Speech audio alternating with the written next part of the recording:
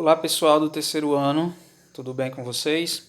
Iremos a partir de agora dar continuidade às nossas aulas de forma remota, ok? E hoje nós iremos trabalhar através desse vídeo que estou gravando com o conteúdo que irá ser abordado. O conteúdo de hoje, o capítulo que a gente irá trabalhar hoje, é uma espécie de continuação do assunto que a gente trabalhou na aula anterior, né? Nas aulas anteriores.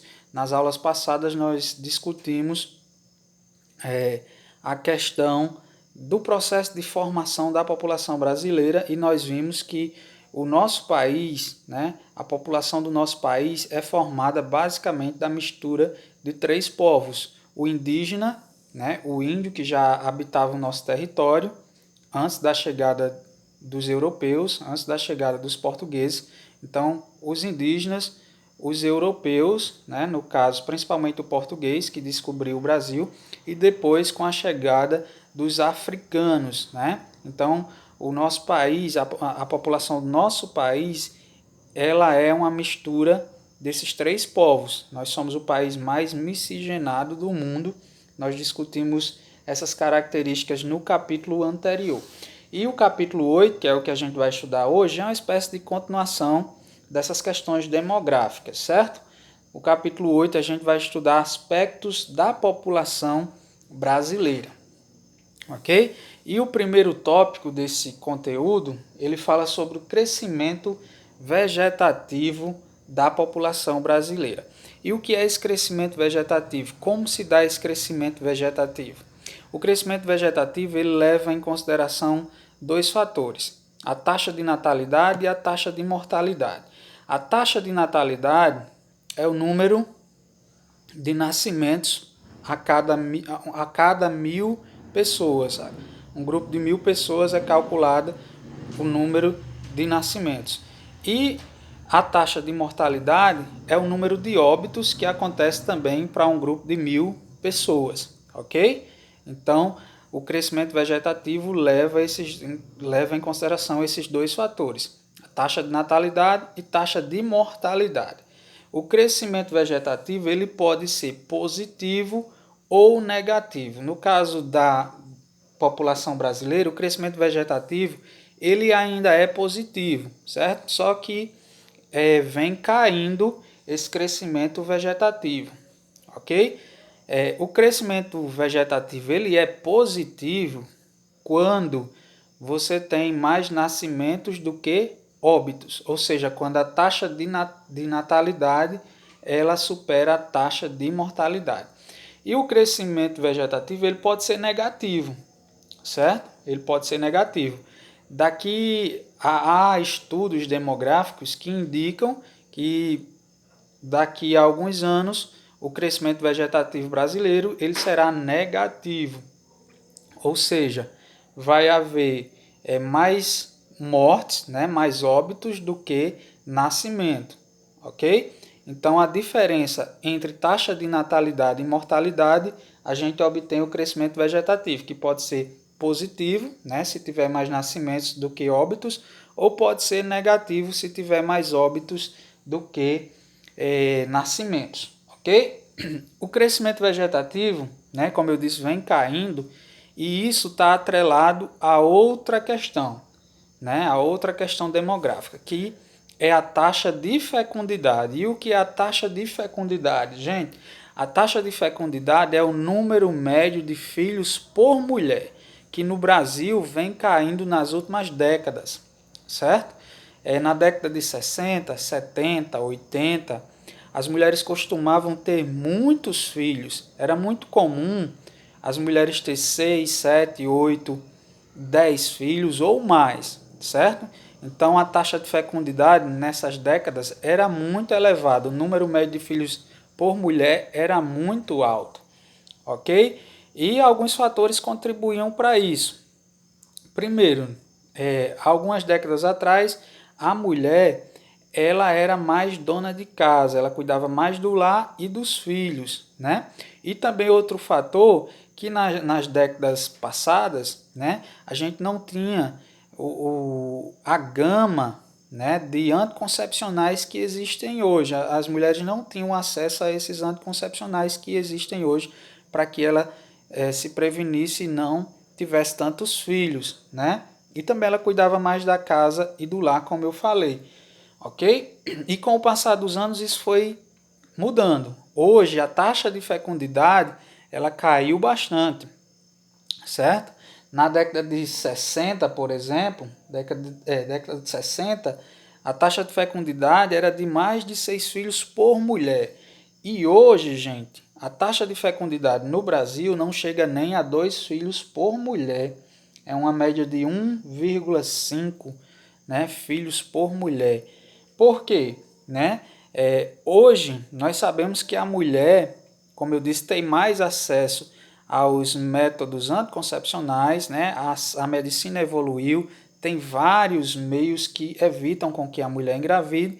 Além disso, gente, a mulher, né, hoje ela está inserida no mercado de trabalho, hoje ela não cuida só do lar, ela está estudando mais, ela está se qualificando mais, ela está mais independente em relação ao passado. Como eu disse, no passado as mulheres cuidavam mais do lar, da casa, né, e dos filhos. Hoje não, hoje a mulher, né, ela estuda mais, ela se qualifica, faz uma faculdade, né, se planeja para ter filhos e por isso a taxa de fecundidade tem caído muito no Brasil, né? Quando a gente fala dessa questão demográfica, dos aspectos demográficos do Brasil, ok?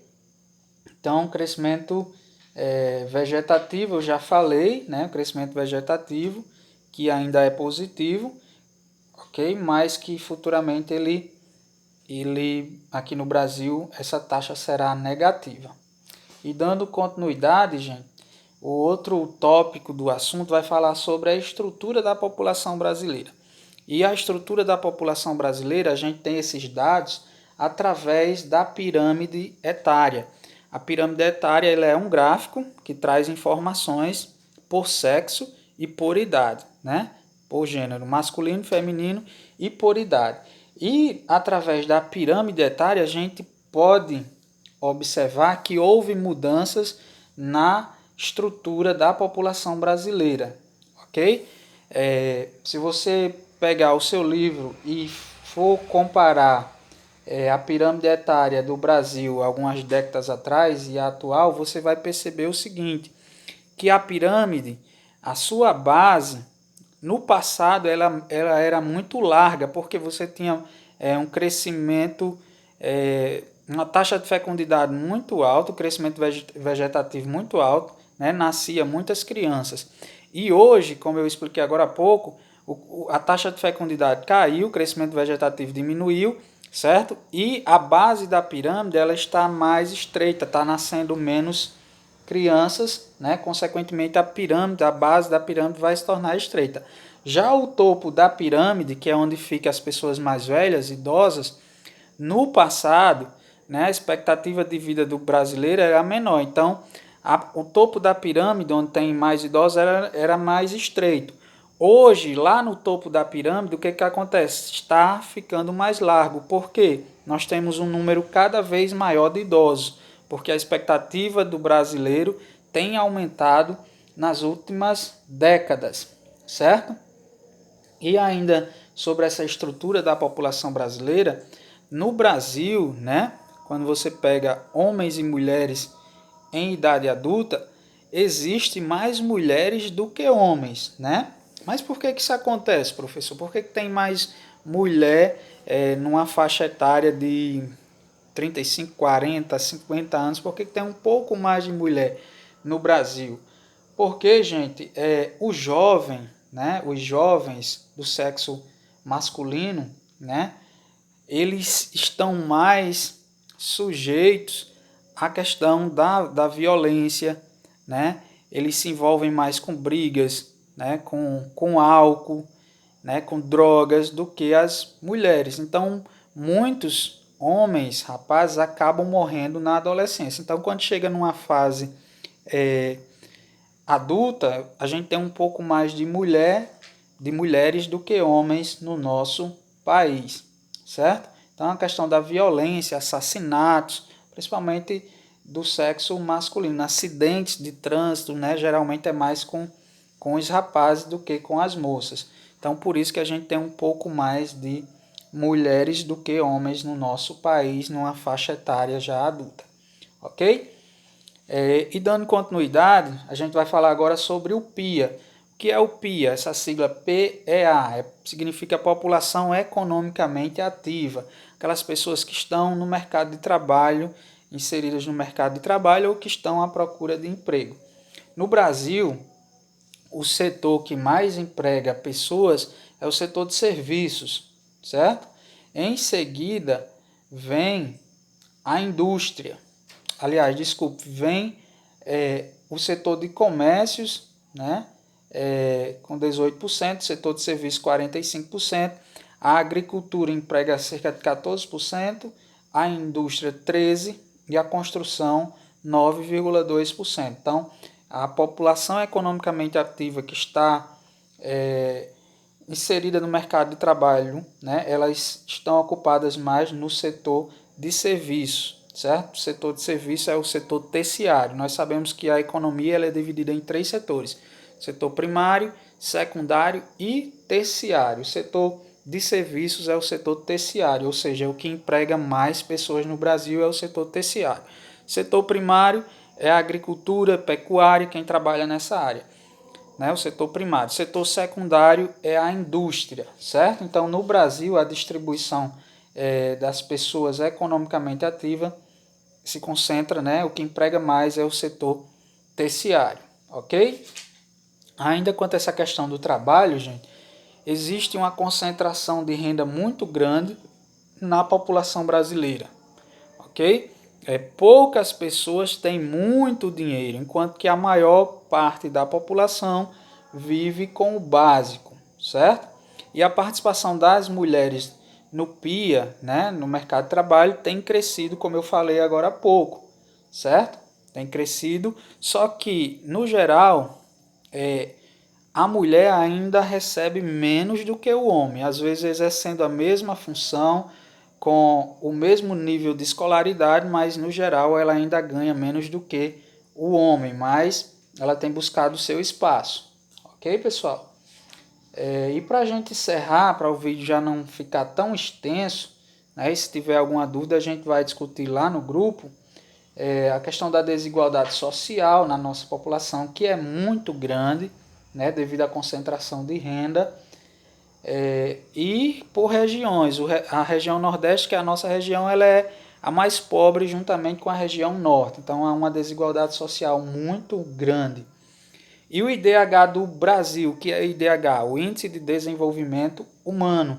O Índice de Desenvolvimento Humano ele leva em consideração 3 fatores, né, para ser calculado: educação, saúde e renda, certo? E o nosso IDH ele é considerado um IDH elevado, tem outro patamar acima. O IDH ele é um cálculo que é feito que varia de 0 a 1. Quanto mais próximo de 1, o que significa? Aqueles países que têm o seu IDH próximo a 1 são países desenvolvidos. Quanto mais próximo de 1, mais desenvolvido, mais qualidade de vida tem aquele país, né? Mais saúde, mais educação e renda. E aqueles países que estão mais próximos de 0, né? Significa dizer que são países mais pobres, países que não têm tanta desenvoltura na área de educação, saúde, não tem tanta assistência para a população na área de saúde, educação e renda. Certo, pessoal? Eu poderia falar um pouco mais, né, sobre isso, mas o vídeo já está passando de 14 minutos, certo? É um assunto que eu considero bom, certo? Eu espero que vocês tenham compreendido e se tiver alguma dúvida, nós iremos tirá-la lá no nosso grupo, ok? Então, tchau, pessoal, e até uma próxima aula.